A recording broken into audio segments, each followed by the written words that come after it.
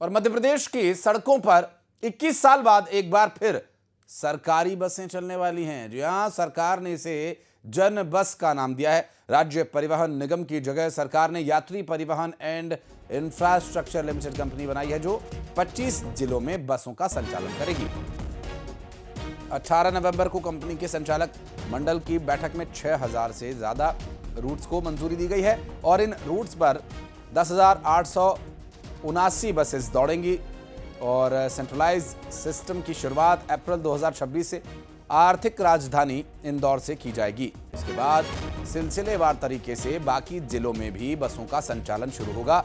अप्रैल 2027 तक सभी संभाग और जिलों में ये व्यवस्था लागू होगी और ये व्यवस्था न केवल शहरी क्षेत्रों तक सीमित रहेगी, बल्कि इसका जो मुख्य फोकस होगा वो ग्रामीण और दूर दराज के इलाके होंगे। आदिवासी क्षेत्रों में, जिला मुख्यालयों में, बड़े शहरों को जोड़ना सरकार की पूरी व्यवस्था मॉनिटरिंग करेगी। निजी ऑपरेशनल बसेस का संचालन किया जाएगा। बात करेंगे हमारे सहयोगी शैलेंद्र भदौरे, लगातार हमारे साथ जुड़े हुए, बात करेंगे उनसे।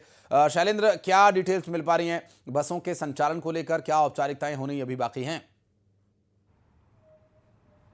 देखिए, लेकिन मध्य प्रदेश की सरकार लगातार इस दिशा में काम कर रही थी कि जो ग्रामीण इलाके हैं, दूरस्थ इलाके हैं, जहां पर लोगों को कहीं ना कहीं परिवहन के लिए परेशानियों का सामना करना पड़ता है, या फिर ये देखने में आया कि कई जगह खटारा बसें जो संचालित होती हैं उससे कई बार ये बड़े हादसे भी हो जाते हैं। तो ऐसे में मध्य प्रदेश सरकार ने जो है वो लगातार इस दिशा में प्रयास कर रही थी कि किसी तरीके से जो बसें पहले मध्य प्रदेश में राज्य परिवहन बस जो विभाग की बसें जो है वो पूरे राजधानी के दूरस्थ इलाकों को कनेक्ट करती थी, उसी तरह की बसें जो है मध्य प्रदेश में चलाई जाए, उसको लेकर कई दौर की बैठकें हुई है। और मुख्यमंत्री डॉक्टर मोहन यादव ने तमाम अधिकारियों, निजी कंपनियों के अधिकारियों के साथ जब बातचीत की, उसके बाद अब ये स्थिति बन चुकी है कि मध्य प्रदेश में अप्रैल 2026 से इन बसों का संचालन शुरू हो जाएगा। हालांकि जो पहले फेज में है 25 जिले जो चिन्हित किए गए, जहाँ 6000 से अधिक रूट तय किए गए, 10,000 से अधिक बसें इन रूटों पर चलेंगी और अधिकांश ये वो इलाके होंगे जो ग्रामीण इलाकों से मुख्यालय को कनेक्ट करेंगे। हालांकि अलग अलग चरण में, चरणबद्ध तरीके से ये कहें कि आने वाले समय में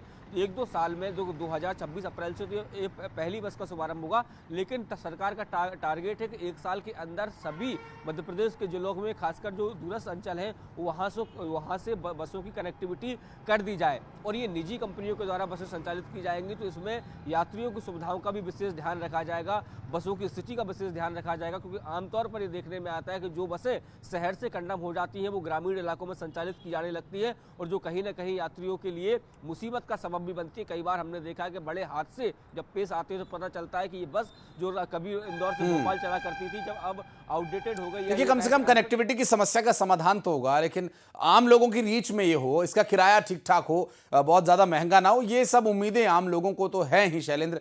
और देखना होगा कि क्या तय होता है आगे। इस पर डिटेल्स लेने के लिए फिर हम आपके पास लौटेंगे।